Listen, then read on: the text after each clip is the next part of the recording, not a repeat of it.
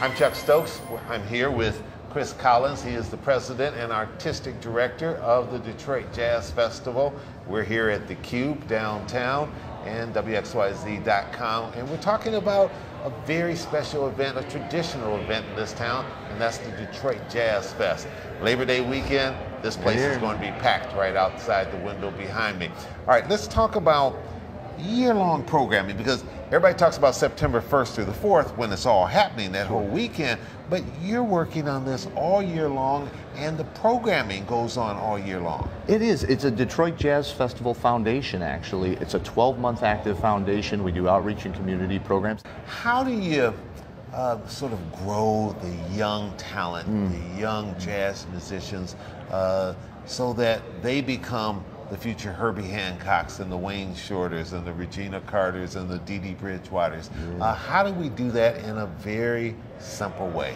Very simply, you know, Detroit, firstly, has a lot of great creative spirit to it. That's never moved. No matter what happens, it's always there. So you have to understand that's the case. So I've had a very simple philosophy. One, provide opportunity for performance, for mentoring, for engagement, and then two, study. And that goes to the schools, whether it's Detroit Public School System, it's a suburban school system. It's about creating, it's about arts and music and those things, not just business curriculum. It's also about those things that give kids a chance to test their creativity. They tap into other parts of your brain. And creating those opportunities, allowing them to exist, is a first big step. But then, you have to remove the barriers to participation, which is something you have to be careful about. Sometimes it's transportation, sometimes it's money. That's why we keep everything, even our educational programs, free.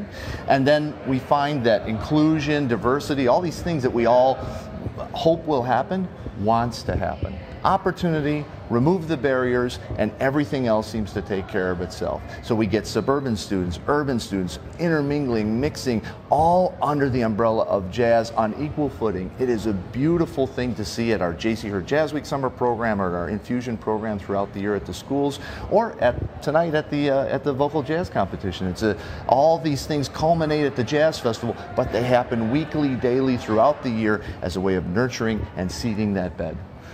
The biggest challenge for you when you put this on every year? The biggest challenge, well, you know, it's about making sure that we are reaching out as a foundation to all the great artists and helping them to understand we have a venue where we want to see new.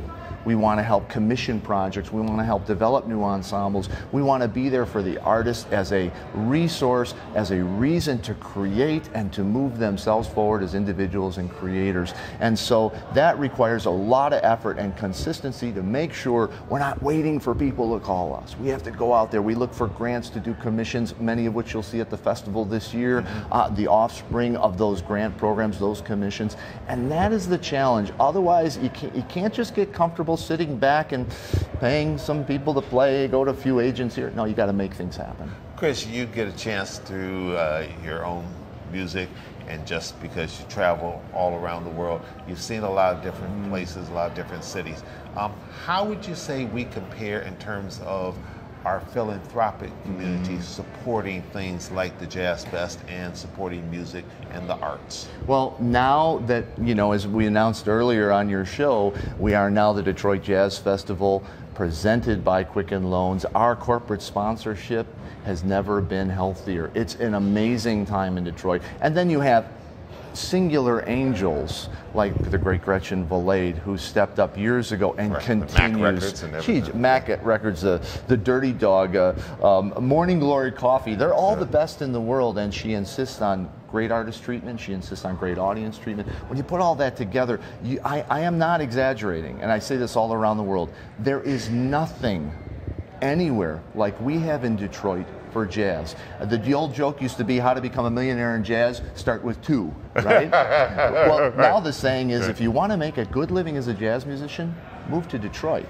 because this is the place to be for jazz artists. The support is that strong, and it's never been this rich and deep and exciting a time for creative artists in general. Great, and you get a chance to showcase all of it Labor Day weekend, September 1st through the 4th. That's it. That announcement about Quickens, how appropriate that we're standing right here in the Chase Tower building with the big Quicken sign up over it, and Dan Gilbert and his whole empire. Keeping it free. Very appropriate, keeping it free, and that's so important. It is. Chris, thanks so much. Pleasure's mine, Best of Chuck. luck this year. Thank you, man. I'll make sure I'm there, I'm looking enjoying for all ya. the music along with all my other friends and colleagues. Okay. All right.